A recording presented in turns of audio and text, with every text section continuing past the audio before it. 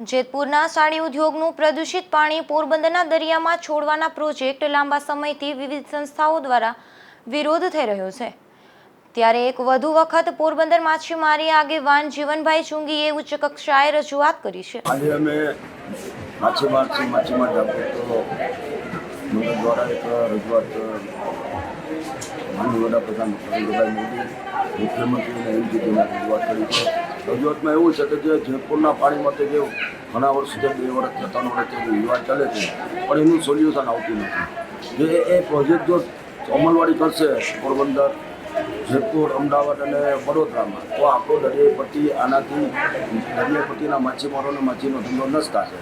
જે માનનીય વડાપ્રધાનના જે મત્સ્ય સંપદા યોજના છે એ યોજના અમલવારી થઈને પહેલાં નષ્ટ થશે। જે અત્યારે માછીમારોને અમારે ઝેરી કેમિકલયુક્ત પાણીથી અત્યારે પણ માછીમારોને જે કચ્છના જપો એરિયામાં પોલ્યુશન હોવાના કારણે 30% જાય છે। આગામી દિવસોમાં જો આ પ્રોજેક્ટની અમલવારી થશે તો અત્યારે અમારે માછીમાર 25,726 જેટલા માછીમારી યુટિલાઇઝ બોટ છે એ બધાને 60% લોકો 60 થી 70% બોટોને ત્યાં જવું પડે અને આના પર નપતા જે દરિયાઈ પટ્ટીના જખુથી લઈને વલસાડ સુધીના 1.5 કરોડ લોકો ડાયરેક્ટ ઇનડાયરેક્ટલી એમાં ખારવા છે, કોળી છે, મંડેલા છે, તબેલ છે, માછીયારા છે, મચ્છી છે અને દલિત સમાજ છે જે એના ઉપર નિર્ભર છે એ લોકો પણ બેરોજગારી તરફ ધકેલા છે।